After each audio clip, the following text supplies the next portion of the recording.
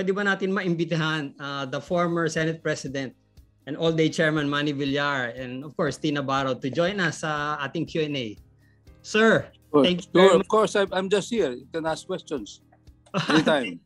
Salamat po for joining us. I like that idea.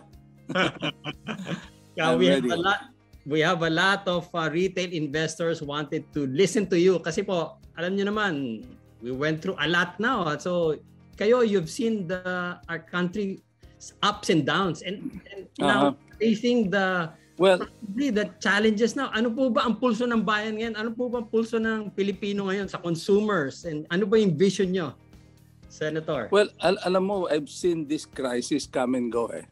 And the worst crisis, hindi naman ito yung like ngayon. Clearly, patapos na itong crisis natin. I mean, you can be very pessimistic and say na matagal pa ito, but that is not what the world says. Clearly, the developed countries in the world are saying it's almost over. And baka maiiwan ang mga kumpanya. That's why yung mga kumpanya na takot pa, sabi ko, baka maiiwan kayo. Because clearly, lahat naman ng crisis, they come and go eh. Wala naman akong nakakitang crisis in my lifetime na hindi natapos. So, to me, this is just like any other crisis. This will be finished. And in fact, the way I see it now, sooner than later. So, this is in fact the perfect opportunity. The IPO is just perfect. You see, what's maganda rin naman sa pandemic because that gave us a chance to refine our understanding of the supermarket business and yung mga operating efficiencies, etc. You see, I developed this concept of all value. When I started traveling after, when I left politics, I started traveling. And I observed communities. Then I observed this retail. Sabi ko, bakit ang retail nila magaganda? And you would think that they're only nice in developed countries, but no, even in Asian countries. Thailand, Singapore, Indonesia, Taiwan, China, halos lahat eh. Nagtataka ko bakit tayo naiiwan. Actually, our supermarket industry is fairly well developed. Kaya lang masyado tayong na-advance na lahat ng mga supermarket natin gawa na. So, hindi ko naman sinasabi mga luma na yon, pero parang gano'n na nga. Anyway, pero nakikita ko lalo sa China, iba na mga supermarkets eh. Ibang-ibang look, ibang-ibang feel, iba-iba yung mga items nila. So I thought that there's a golden opportunity for me, not only for supermarket, but even for home improvement stores. Kaya sinimulan ko yung All Home. And in fact, paganda yung operation na All Home ngayon. All Home will surprise a lot of people going forward. And then all day, nagkakaroon na synergy sila ngayon. In fact, even yung aming other all-value retail companies like the Coffee Project, for example, is very, very successful. Ang dami-dami na yung Coffee Project ngayon. And we have other retail concepts. But the difference is that this is normal abroad. You see, I noticed, for example, that the young Filipinos, they like to travel already. Traveling during my lifetime, during my time. Well, pagka nag-travel ka, parang wow, di ba? Big deal. Now, no, it's no big deal. Magkakaibigan, they travel. So, mga Asian, Thailand, Japan, even US now, Europe. And then yung mga OFWs natin, yung mayaman na eh. Actually, mayaman na sila eh. Hindi na sila kamukha nung nagsisimula pa lang na parang hirap na hirap. Ngayon, marami na naipon at so bumabalik-balik na sila. They've seen good supermarkets. And so, therefore, the standard now has gone up. Nakita ko. So, itong clear opportunity ko. Dahil kasi dito sa mga developed na dito sa Pilipinas, medyo mga luma na yung style. So sabi ko, if I come in with the latest yung sa world, then there's a clear niche, the clear opportunity, a clean shot. And I have observed sa initial branches namin, ang lakas nga. Noong una, medyo may konting resistance. Mas sobrang ganda, baka mahal yan. When they discovered hindi naman pala mahal, dito na lang. Especially during the pandemic. Siyempre parang yung pagpunta mo sa ating supermarket, parang napakalinis, napakaganda, parang you feel safer. No?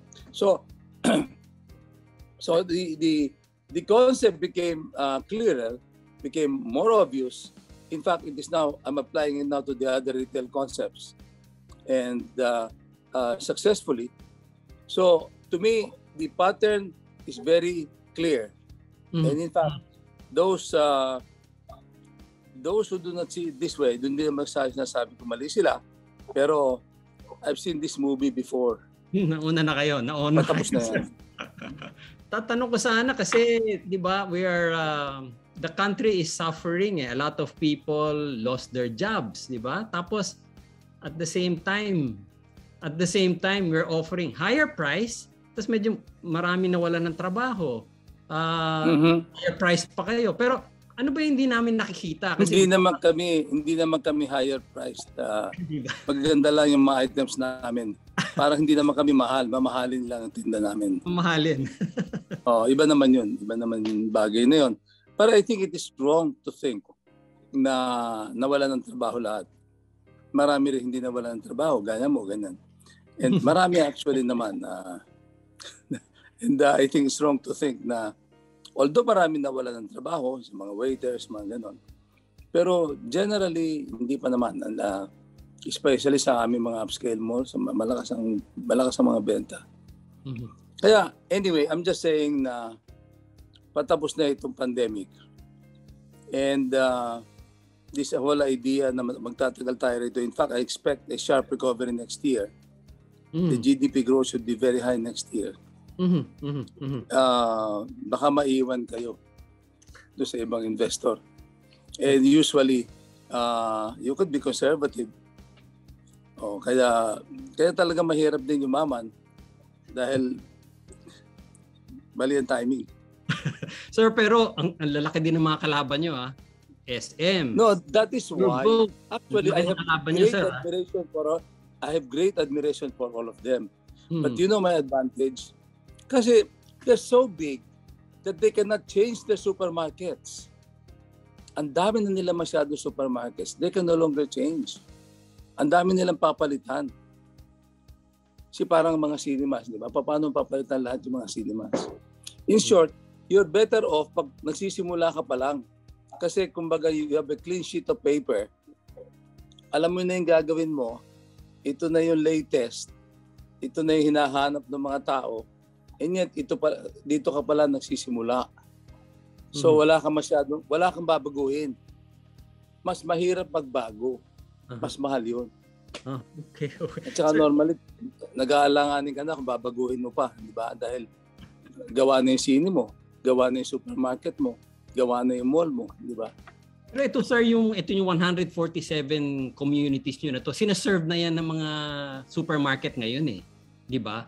Yeah, sabi ni Paolo na parang may synergy daw kayo with the group. Paano yan? Mas mura ba yung renta nyo? Are you giving a little bit more concession for all day? Or paano yung nagiging... Ang dami naming, honestly, ang dami namin lupa Ang dami namin lupa sa 147 na yan. I built this over a period of almost 45 years. And we have thousands of hectares nationwide. Kaya wala kaming problema dyan sa lupa. But anyway, that said, hindi kami maglalagay doon sa yung mga third rate. In fact, ang expansion program namin is Metro Manila, NCR Plus. Yung kasi medyo premium. So NCR Plus pa rin kami. Meron lang kami doon sa konti sa probinsya. Pero basically, we are looking for areas where the per capita income is quite high. And this is where we are going. Okay naman, kasi pag dyan, maganda yung laban namin. Kasi as I said, bago somehow, ang mga tao, mas gusto nila yung bago Gusto mo bago yung sine, gusto mo bago yung mall, gusto mo bago yung supermarket, gusto mo bago yung tindahan. I mean, somehow, mas may tendency yung mga tao na maghanap ng bago. Bagong restaurant. Bagong style. Bagong pagluto. May mga paluto, may bagong pakulo. Mga ganun. Maraming mga bagong gimmick di ba? But then we get the latest abroad hindi naman namin idea lang yan marami niya kinokopya lang namin and titignan namin kung nag-click na sa kanila, why reinvent the wheel, di ba? Kung nag-click na sa kanila, di magkiklik na sa atin. Parang gano'n, hindi naman namin in-invent. Pero sir, tina-target nyo yung medyo higher na. So in your communities, yung mga higher... alam mo dito sa anywhere in Metro Manila pwede. Kasi the per capita income in Metro Manila is much higher than the rest of the country. I think, if I'm not mistaken, mga 4 to 5 times ang per capita. And so, parang anywhere in Metro Manila, you're okay. You're okay. In fact, you just be ready to compete. Kasi hindi naman lahat ng siyempre namimili, mas discriminating na rin ang tao ngayon kung saan sila namimili. Hindi naman lahat naghahanap ng hindi naman mura dahil mura din sa amin as I said, hindi naman yan, marami lang hindi mahal yung amin, marami lang mamahalin. Sir, kasama niyo na yung mga anak niyo ngayon, no? So si Camille na inyong vice chairman. Si Camille, ano naman naging role ni Camille ngayon? And how do you update yourself in the latest? Kasama niyo ba siya mag-travel si Camille? Kasama ko 'yan. Yan ang aking bodyguard and aide. Okay na. Yan ang kasama ko. Tinuturuan ko siya sa retail. Talagang nag-check kami. Saka siyempre, iba rin mas sharp siya sa pagtingin ng mga bago. Doon nga namin magkasama kami na obserbahan namin. And when we travel, we bring officers with us. Para may brainstorm kami, kakwentuhan kami. Nakikita namin yun na to be fair, ang magagaling ang mga kumpanya rin sa Pilipinas. Ang magagaling sila. Lahat.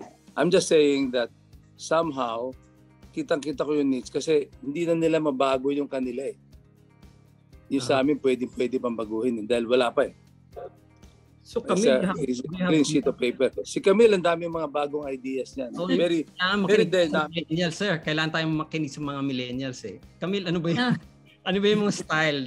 How do you keep yourselves updated? Aside from traveling with your father, di ba? Ano yung mga, do you do market research? Do you do all of the scientific things or experiments? Ano ba yung mga ginagawa niyo? Actually, yes, of course. But, one of the key pillars of the concept of All Day is really innovation, right? So that is something that was sort of put in our culture by our chairman, of course, my father, right? So in everything that we do, whether it be all home or all day or any of the all value concepts, we strive for innovation. And this is constant. It doesn't stop when you start it doesn't stop when you start and end when you open a store. It's every day. And that is something that my father taught all of us. That and actually, even if, probably my father taught us that you never stop learning and you never start looking for something new. So even though he's older than us, he's still very young at heart. And that is how you stay. Yes. And he's always wanting to learn what's going on. And actually, if you compare the both of us, he's more techie than I am. But it's a mindset. Innovation is a mindset that he taught all of us. And of course, we fuel that with market study. And, as we have discussed, we calibrate our operations as we move along. Galing. So talagang family cooperation and affair. Alam mo dito sa maiba ko usapan dito sa innovation. Kasi nag-travel kami sa retail, gano'n, ang dami namin ini-innovate. I'm still helping my son on his yung kanyang mga technology companies, water companies, technology, we have power companies, etc. But naiwan ko yung housing. Admittedly. Ngayon, pero during the pandemic, I saw it. It's a tremendous opportunity that sabi ko, sayang ito. So actually, in the last 2 years, binabalikan ko na ngayon yan. And although this has nothing to do with All Day, but you would be surprised. The same innovation that you're now seeing in the retail group, you will see sa housing. So we will be back sa innovative sa housing. we will be surprising a lot of people in housing soon. Housing. So speaking of housing, sir, si Paolo ang ano dyan, no? In charge dyan. Paolo. But Paolo is very busy on a lot of other things. Yung mga maraming kumpanya yan. Di ba, Paolo? So paano, Paolo? Targeted ba tong ano mo? Targeted ba tong expansion nyo together with All Day? Like Camille said, our business development's really we want to provide like services for our customers. So if you buy a house in Camellia or Lysandra or any one of our brands, like these are the biggest brands in housing, you always have, you're probably close to an All Day or an All Home or a coffee project or a Bake My Day, and we have a lot of food concepts. So we're providing services to our customers. So, the goal is to fulfill the dream. So, you have and what is that dream? It's a good life and a good home. So the good home is the Camellia, Lysandra, Brittany, Crown Asia. And then the good life, of course, is All Day, All Home, super convenient, and also very e-commerce friendly. So I think that's the goal. There's a synergy because you have a community, and the community, if you live in Camellia or you live in Lysandra or even Brittany, Crown Asia for high end, you can shop in an All Day and an All Home. You can have coffee in Coffee Project. So there's a synergy. You have a customer. The housing provides a market for the All Day and All Home, and then of course there's a benefit for the community. So I think that's the strategy. The chairman was really wanting to build not just houses but communities. Captured market na, yeah. But at this point, let me just, ang dami pong questions sa audience ngayon eh. And we asked for advanced questions and we grouped them together. Let me take this opportunity to ask them. We grouped them together. Maybe the ladies can help me bring out yung mga questions ng mga audience natin. No? It's actually, ang tanong ni Joseph Brian, these are growth plans, no? What are the growth expansion plans of All Day Mart in competing with established retailers? Sinabi niyo, sir, premium service, yun ba yung parang focus? Should I ako ba sasagot dito? Okay. Who can answer? Okay lang. Well, clearly, siyempre regular din yan kasi gusto namin maganda yung merchandising namin. Hinahanap namin yung hinahanap ng mga buyers and very competitive pricing. We are very aggressive in e-commerce. We are very aggressive in providing more service to them, which we think is the future. And yan ang that is where we feel we can compete. Wala kasi okay din naman ang kalaban namin. I'm just saying, and normally the industry naman is very good, very kaya lang I'm just saying na masyado na sila matagal kasi at mas gutom kasi kami. Mas gutom. Tanungin ko naman si Sally, yung inyong president. Ito tanong ni Alan Joseph. May yung roll-out plans? How many stores will you be opening and its timeline? Sinabi mo kanina you will have 45 by next year. And then yes. Ano ba yung roll-out niyan? Paano ba yung timing niyan? 45 by end of 2022 and to grow to 100 by 2026, we're looking at 10 to 15 stores a year. And so that's all targeted to higher middle, like yung mga and all are targeted to higher upper middle.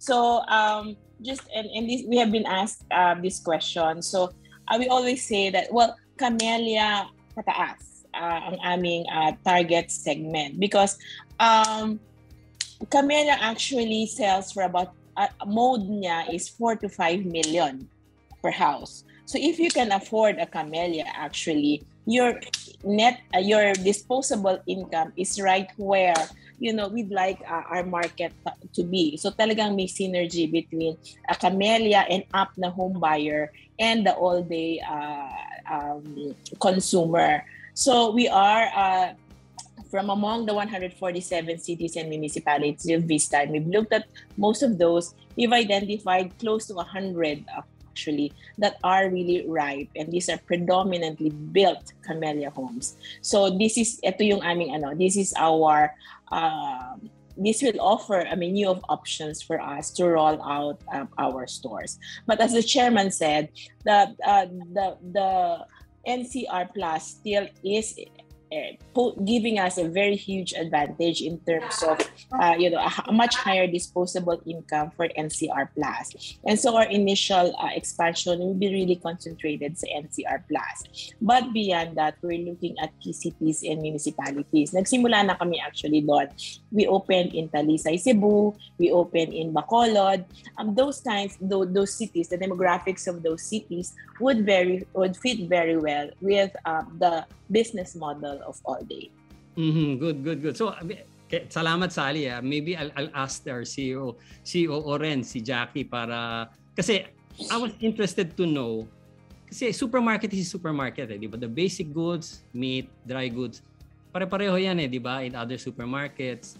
Pero paano si All Day? How different are your products? I mean, di ba? Di ba pare-pareho din ang laman yan? Or how different are you? Marami ba kayong ibang products na that is not available in the other supermarket? Hindi ka siguro nagsusupermarket no? Kaya sa tamang pare-pareho. Nasawa ko nagsusupermarket. Anybody who says that, maliwanag na hindi nagsusupermarket. But anyway, Jackie, please answer. Yes. Tama naman, Marvin. No? Of course, in a supermarket, meron talagang must-have. Meaning, any other supermarket dapat merong condiments, mantika, and other toyo, suka, and the rest. No? These are typical grocery items na hindi nawawala sa listahan ng mga mothers or wife that do their grocery shopping for the family. But the difference of All Day is we provide, on top of this must-have assortment in a supermarket, we provide international or imported items, as we say. So meron kang, we bring in aspirational brands na hinahanap din ng target market that we have. As yun nga, people are becoming more aware of the premiumization that is happening. So their tastes are becoming more distinct and discerning. So naghahanap sila ng on top of what I normally see in a supermarket. And All Day has that. Apart from the well-known imported brands, so ano to, yung mga Oreo, Pringles, ito yung mga kilala na, we also bring hard to find imported items. And we normally get that kind of response. Tagal ko nang naghahanap. Just recently, I was reading yung Facebook page ni All Day. So we posted Haribo gummy bears. So sabi niya, ang tagal ko nang naghahanap niyan, meron pala sa All Day. We have a lot of hard to find imported items. And I can name a lot. And on top of that, syempre yung innovation comes in. We have the Paluto and Gastrobilla, as we said. So while you do your grocery shopping, pwedeng nagsimula ka muna to buy a particular menu na wala ka lang time to cook. So dalhin mo dun sa Paluto section, they will cook it for you. You wanna bring it at home para dun nakakainin with the family. Then after you finish your grocery, pag-uwi mo ng bahay, you already have the menu na gusto ng family mo. Okay, we provide that experience also in All Day. And we have the innovation. We introduced the 24 hours delivery service. So in the middle of the night, meron kayong gustong kainin as a family.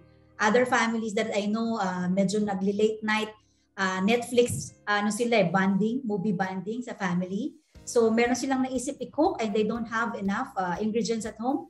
They just open the All Day app and order, and we will deliver 24/7. And then of course, we provide self-service checkout kung gusto mo naman ng face-to-face in-store experience, pero you have that fear of being exposed. So we limit the interaction by providing the self-service checkout, hence ensuring the safety and protocol is in place. Sige. Susubukan ko yan pag pwede tayo lumabas. Para bang SNR, yung products niyo ba parang may SNR? Yes, pero imported SNR Plus. Kasi SNR imported, you won't be able to complete your typical grocery shopping list in SNR.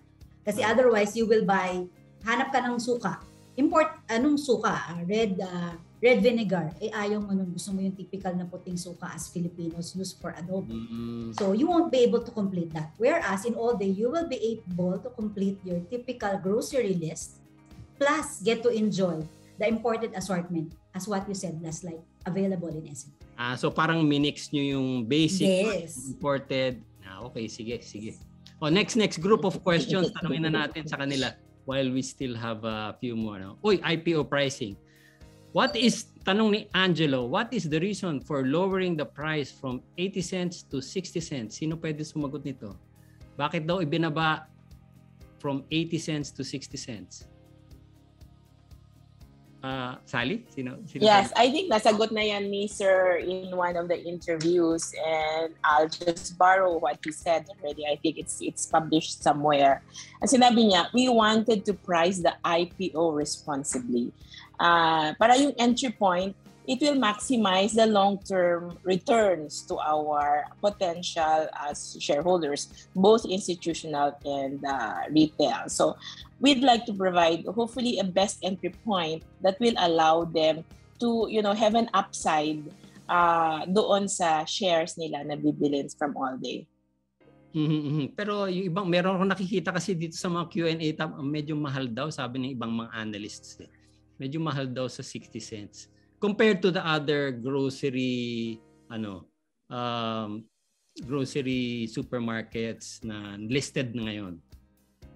Well, compared to the most recent one that listed, I think we are really very reasonably priced compared to the latest one. I think we compare very well with the likes of Robinsons. Okay. Yeah. Okay, sige, Itong next question, can you justify 6 billion? Hindi na yata 6 billion, 4 billion na tayo, di ba? I find it too much. What are you using the proceeds? Why are you using the proceeds to pay debt?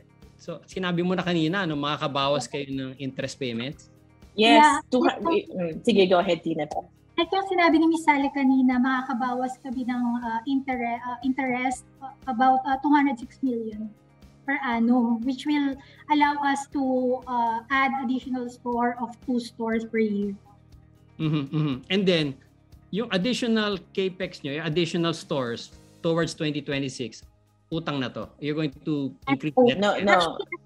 So, the balance of the IPO proceeds after the retirement of debt, we can allow expansion of up to 2022 stores, and yung expansions natin from 2023 onwards, this will be financed mostly by internally generated funds from the 45 stores. Okay, so cash is enough to pay to increase majority, yeah. Okay, sige. Next, do we still have another group of questions, ladies? Dividends daw.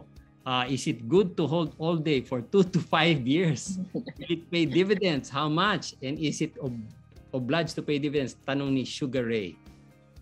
Sino pwedeng sumagot? Our dividend policy is around 10% up to 30% of the NIAT of the prior year. Okay, sige. Should we expect dividends from All Day? So, I guess yes, I think part of what we've written down in the prospectus is that. Okay. Sige, medyo mag-extend lang tayo ng konti, but we still have questions from the audience.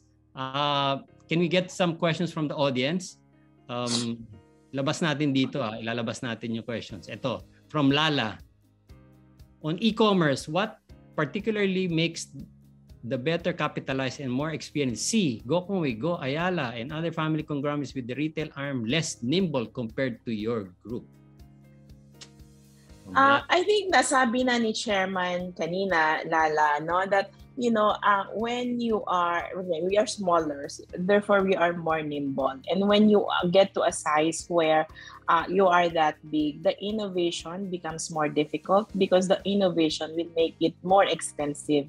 Because that it means as well, going back to all of the previous stores. So if you have 500 stores and you want to elevate, or you have to have a new look and feel of your store, you'll have to think about earmarking capex for 500 stores. So that makes them less nimble in a way. Yeah, also to make a point, one of the strategies is a lot of the stores, they serve the local.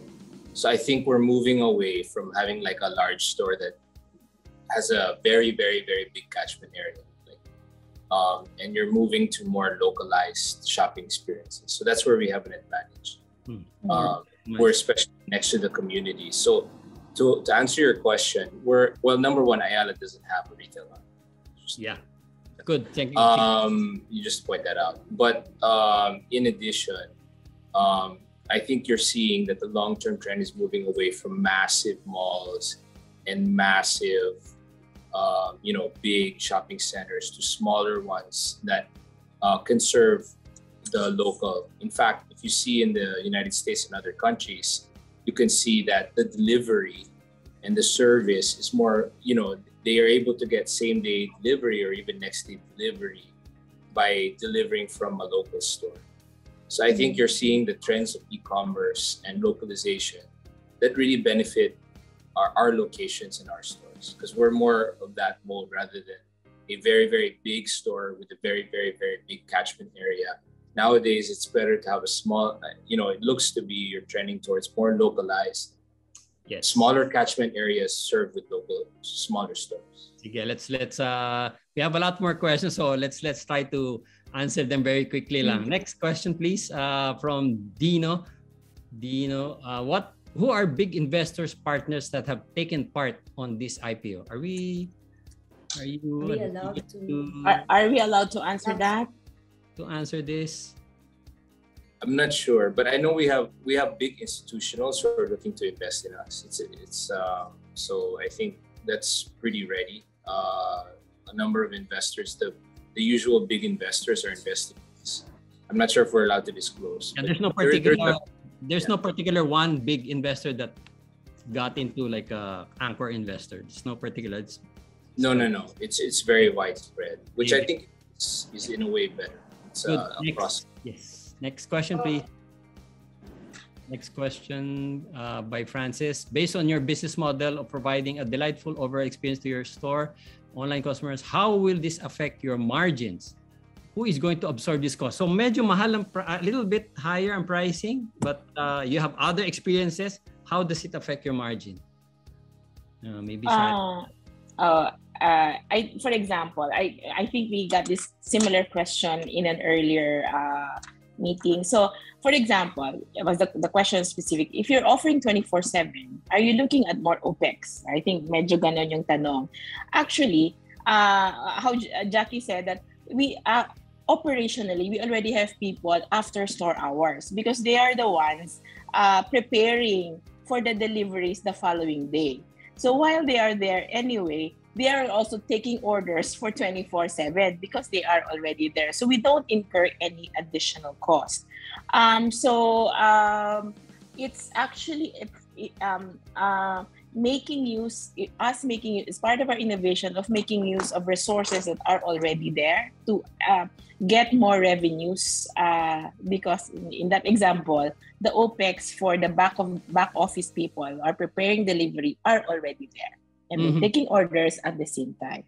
So that is how we look at efficiencies. And therefore, hindi siya ma-affect in a significant way the margins. Okay, sige. Thank you. Next question. Punta natin to. This is what our audience wanted. From James. What are the greatest challenges All Day is facing now? Ano ba yung pinakamahirap na challenge nyo dyan? Not significant now, but we foresee that it's really getting the right people. We strongly feel, and it has been our philosophy that we need to have good store managers because they are our frontliners. They are the face of All Day to our customers, and so it's really recruiting these frontline people who serve as the face of All Day. And nasabi ni Jackie kanina about our All Day Training Academy is an attempt to address that challenge that we see as a potential something that we'll have to face going forward. Okay, thank you. Next. Medyo mag-extend tayo. Okay lang ha? Extend lang tayo. Yes, it's okay, Marvin. Sige. From Ed, given that you are in growth stage of the company, what would be your internal metrics to measure your company's success? What are your measures of success? Well, of course, overall, of course, we're looking at sales growth, and we're looking, of course, at improving the bottom line. That's the big picture for us. But we do have operational leading metrics towards that. So, for example, we look at same-store sales growth. We look at sales per square meter of the stores. We look at paybacks for our capex for our stores. And operationally, there are others, and we could name a lot. Like, for example, for the stores, we're looking at fill rate. They need to be able to restock. Because otherwise, if you run out of stock, there goes your sales. So, Jackie, you want to add more to that? Yes. Fill rate. We also measured the part of the metrics is the share of online sales to the brick and mortar sales. We also measure that. We measure also the basket size, average spend of a customer going to the store. We also look at the transaction count in each store, and a lot more metrics. It's all in place. It's all in place. Madami yan, except that overall, it should lead, all of these metrics lead to improved sales, improved profitability. So we have a lot of leading metrics. Sige. Next question. Ano pa ba tayong questions? From John. How do you intend to capitalize on the idea of dark stores to augment the current operations of your physical stores? In terms of logistics fees, will it be too costly on the part of the consumers? Jackie, you want to take that? Well, the dark stores, first clarification, when we say we will reach 45 stores by 2022 and 100 stores by 2026, this does not include the dark store. So these are the brick and mortar stores or the physical stores that we have. When we say capitalize on the idea to augment the current operations, no, because the dark stores is a logistical strategy. So this is meant to be present in areas where we are not physically present. And on the consumer perspective, the shipping fees from the dark stores to their delivery address is even more cheaper and affordable. Yeah, as it is nearer to their place of delivery. Mm-hmm. And just to add one more point, the capex for these dark stores, very minimal. And this is where the synergy with the rest of the Villar companies happens. If there is, for example, an area that is available in a Vistaland community, we take advantage of that without necessarily, and we reuse a lot. Being a dark store, we don't need to fit out. And then we reuse some of the racks from our warehouses. And so we created a dark store out of this. So very minimal capex, also very minimal OPEX, reasonably low OPEX for the dark stores. Okay, next. Siguro konti na lang. Dami nating questions, but siguro papadala namin sa inyo. So you guys can answer sila JR, no? Tanungin ng maraming questions yung mga retail investors. We are now in the fast-paced time in our market industry. Is All-Day considering following the footsteps of Amazon for e-commerce rather than expanding so many stores that potentially increase operating costs? Please advise. Thank you, Jessie. We believe that it's going to be an omni-channel approach, and even based on our market research surveys, the brick and mortar store is not going to go away. There is that part of the shopper that still will want to roam through the aisles of a store. So we're taking a two-pronged approach.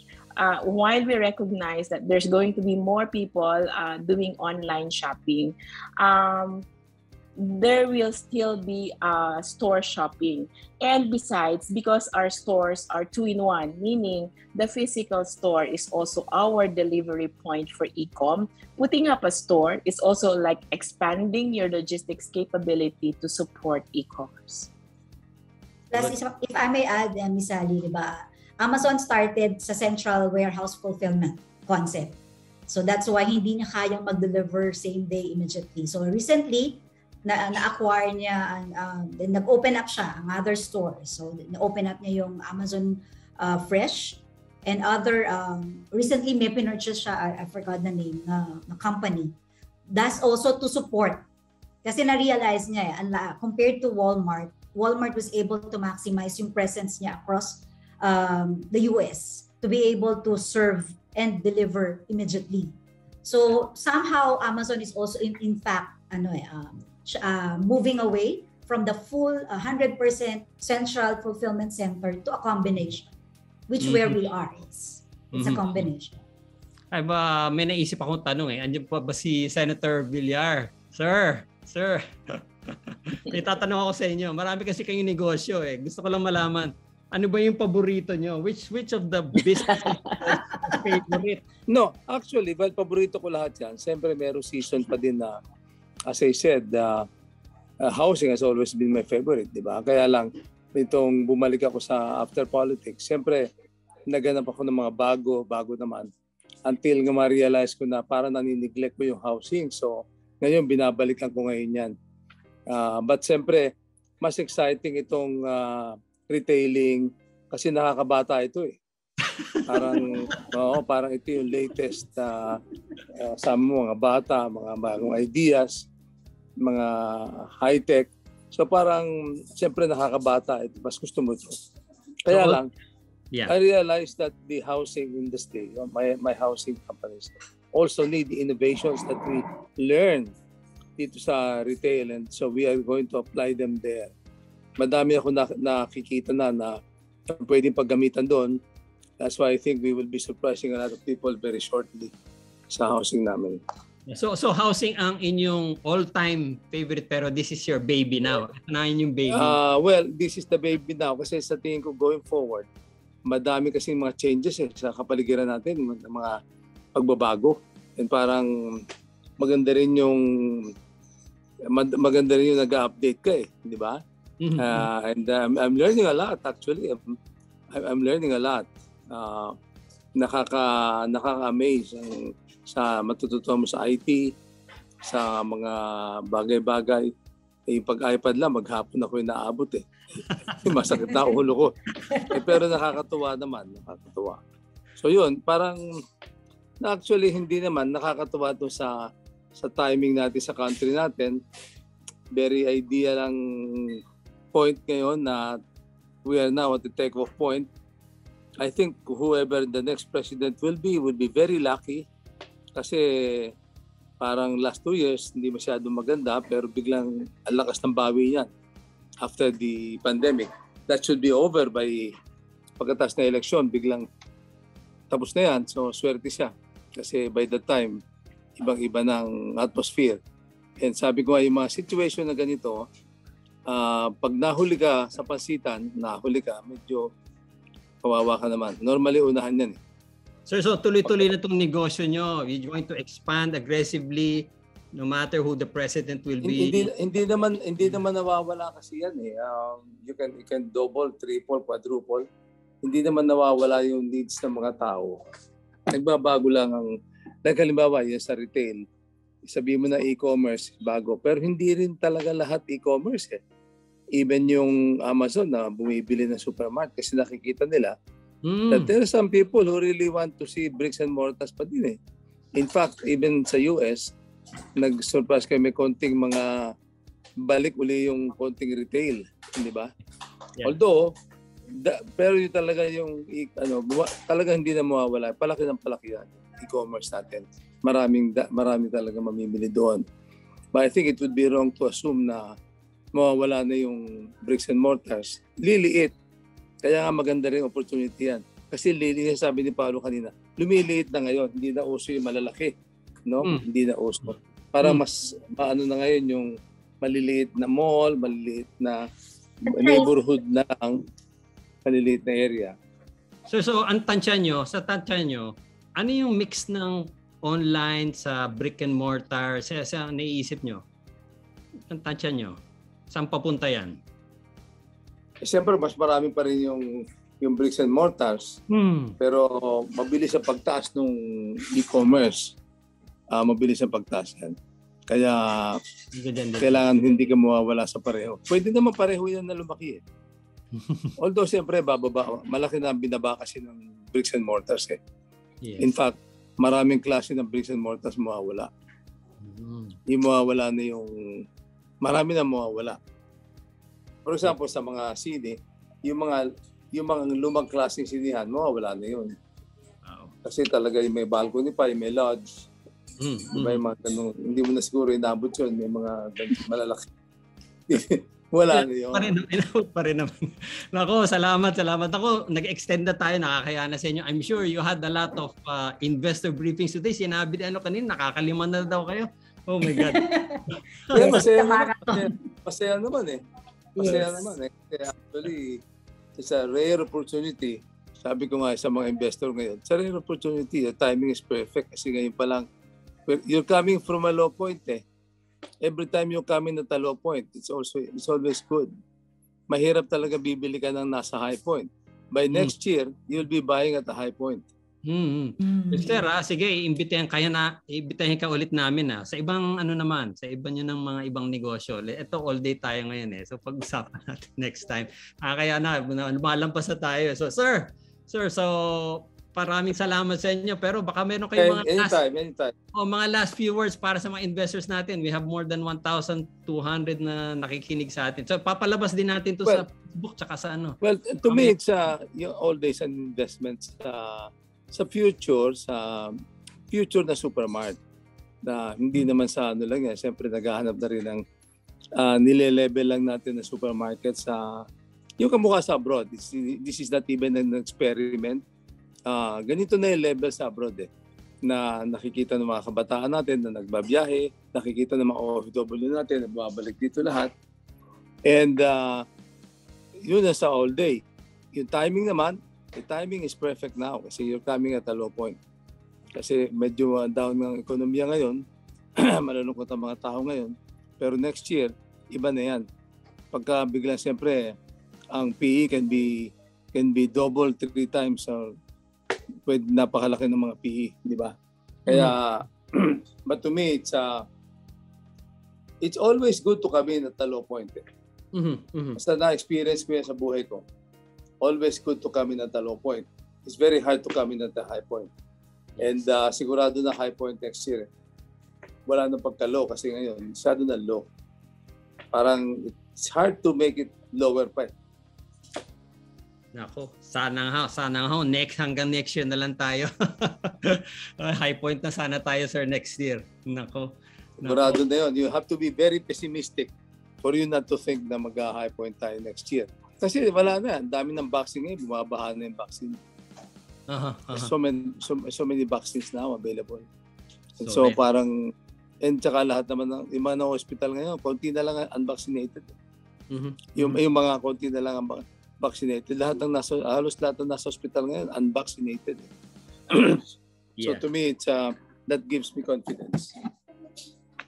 Pero ito, last question na sir. Sure. Maraming ordinaryong Pinoy ang tumitingala sa inyo, sir.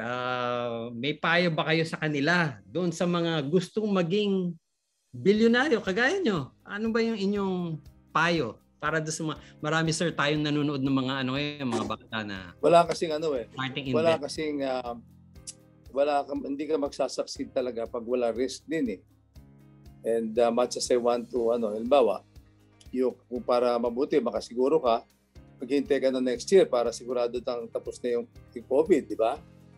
Pero by that time, huli ka na rin. Kasi by that time, mataas ng nahuli ka na rin. So parang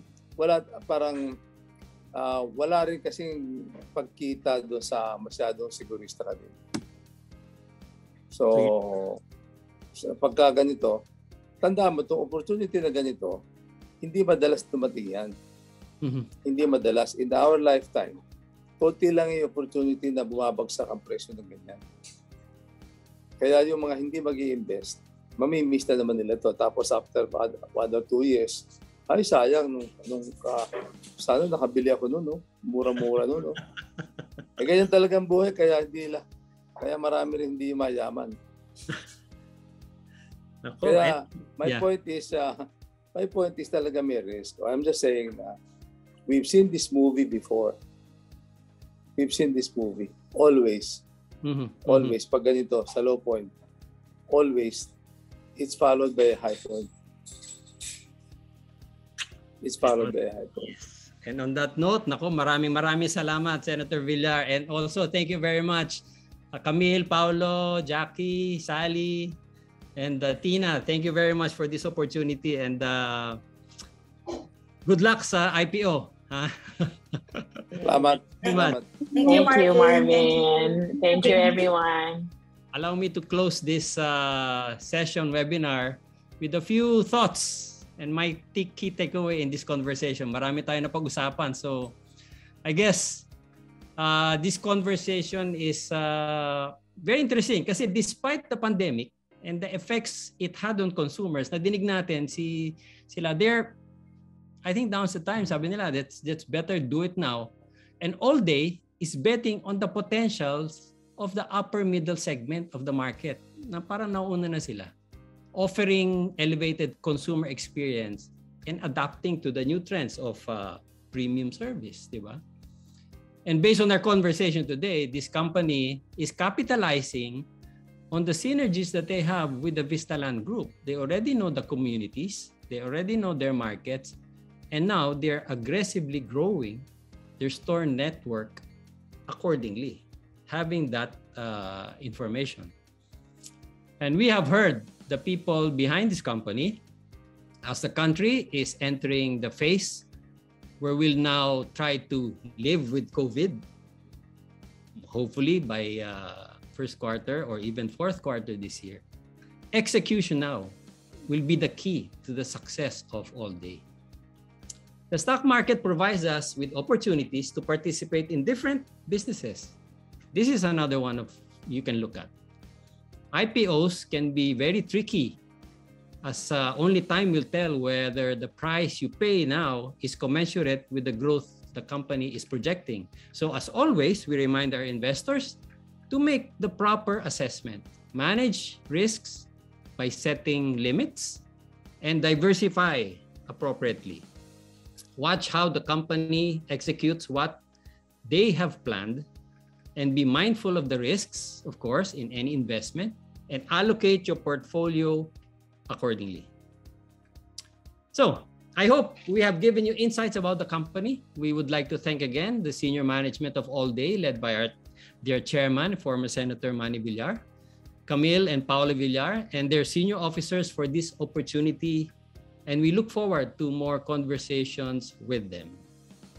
Today's event will be shared through our social media channels. We will give you highlights of our all-day research via email. And for those who want to be part of the invite list, because next week we will have another one.